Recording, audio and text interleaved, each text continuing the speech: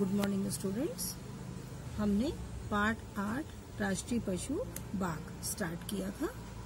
ये एक पत्र है बेटा, और यहाँ तक हम पढ़ चुके थे और यहाँ तक भी हमने पढ़ लिया था, लेकिन मैं एक बार फिर से आपको यहाँ से पढ़ूंगी। नर बाघ की सिर से पूंछ तक की लंबाई 270 से 310 सेंटीमीटर तथा मादा बाघ की लंबाई 240 से 265 सेंटीमीटर तक होती है। नर बाघ का औसत वजन 221.2 किलोग्राम तथा मादा का 139.7 किलोग्राम होता है। बाघ सिंह की तरह अपने परिवार के साथ नहीं रहते। बाघ के बच्चे अपने जन्म से लेकर 18 महीने तक अपनी माँ के साथ रहते हैं, मतलब 1.5 साल तक।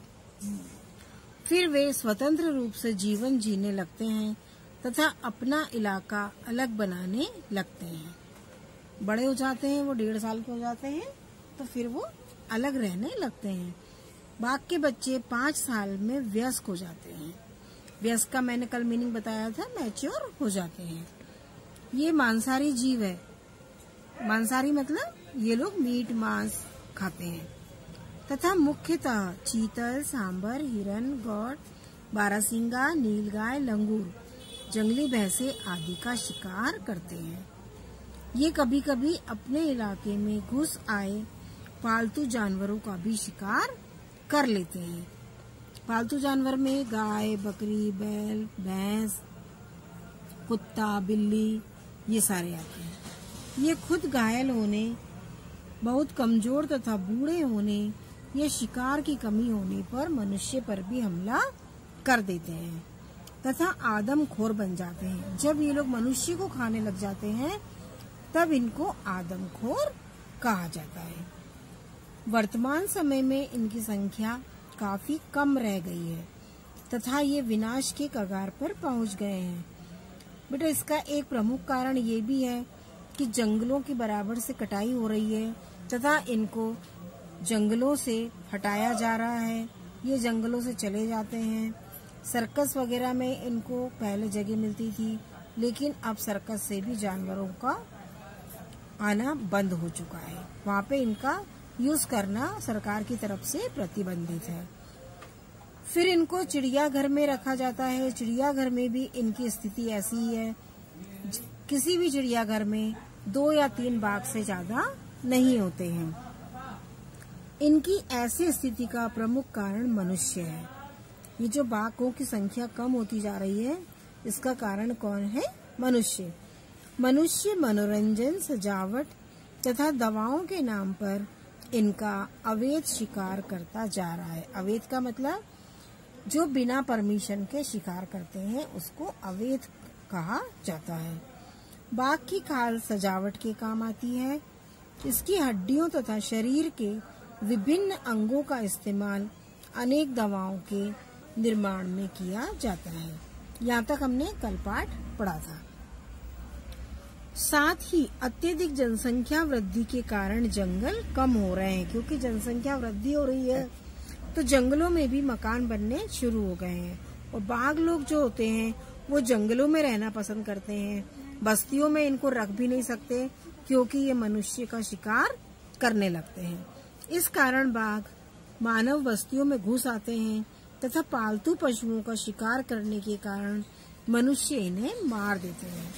क्योंकि बाघ अपना पेट भरने के लिए मानव बस्तियों में घुसते हैं, फिर पालतू पशुओं का शिकार करते हैं, और जब पालतू पशुओं का शिकार करते हैं, परेशान करते हैं, तो मनुष्य इन्हें मार देते हैं।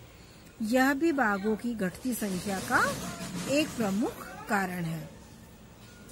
जब 1973 ईस्वी में बाघों की संख्या 2000 से भी कम रह गई, तब भारत सरकार ने बाघ परियोजना की शुरुआत की।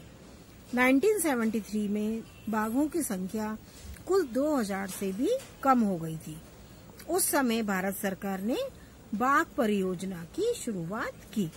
इसके अंतर्गत इनकी संख्या बढ़ाने के लिए सही कदम उठाए गए, लेकिन आज भी यह परियोजना अपने उद्देश्य में पूरी तरह सफल नहीं हुई है। जो प्लान बनाया है वो सफल नहीं हुआ है। अभी भी बाघों की संख्या काफी कम है, जिन पर ध्यान देने की काफी जरूरत है, क्योंकि संख्या कम होती जा रही है, बाघों की संख्या बढ़ नहीं रही है। कुछ समय बाद ये भी स्थिति आ सकती है कि इनकी संख्या बिल्कुल ही खत्म हो जाए। तो सरकार को इनकी संख्या बढ़ाने के लिए उचित उपाय करना चाहिए। आइए हम सब मिलकर बाघों के संरक्षण मतलब इनकी सुरक्षा में योगदान देने की शपथ लें।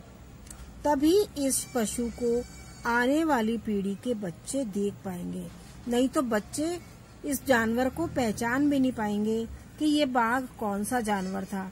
अगर पृथ्वी से सारे बाघ खत्म हो गए तो इनको पहचानना मुश्किल हो जाएगा और बच्चों को ये नजर भी नहीं आएंगे।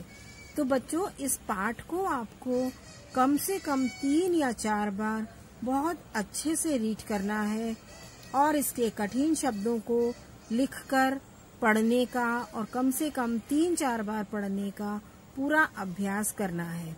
अगली वाली एक्सरसाइज में हम इसकी किताब की एक्सरसाइजेस करेंगे। धन्यवाद।